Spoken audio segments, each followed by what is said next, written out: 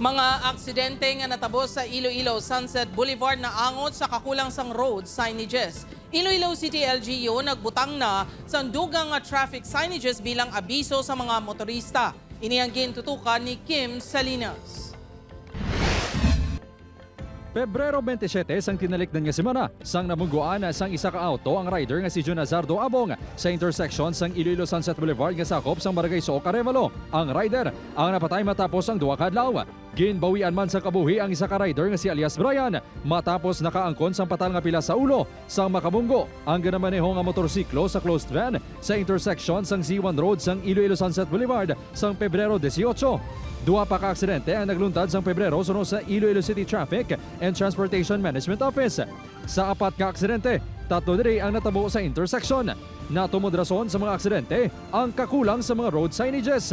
Talalupang doon ang ini nga traffic signage 50 ka metros antes ang intersection sa Iloilo Sunset Boulevard nga sakop sang Barangay Sook, Arevalo.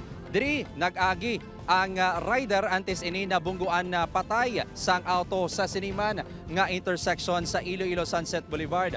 Ginako sa Iloilo City Traffic and Transportation Management Office nga wala pa sang naplastar nga traffic signage antes ang aksidente. Nahumana no, na print na.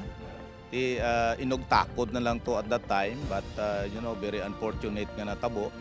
And ang mga reference naman lang dito sa sining mga intersection naton, ining mga rumble strips no nga ginbutang sang aton nga DPWH. Tagduwa ka signage ang nabutang sang Iloilo City TTMO antes ang intersection kun sa rin ang una nga signage ang may kaluyoon nga 5 metro sa intersection.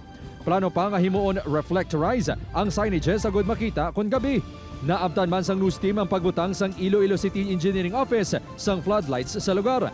Sa 12 ka mga traffic personnel nga na-assign subong sa Sunset Boulevard, 8 pa ang idugang diri ilabi na kun rush hours. Sa tunga sang sining nga mga tikang, hugot nga nagapahanumdum si Garbanzo sa mga motorista.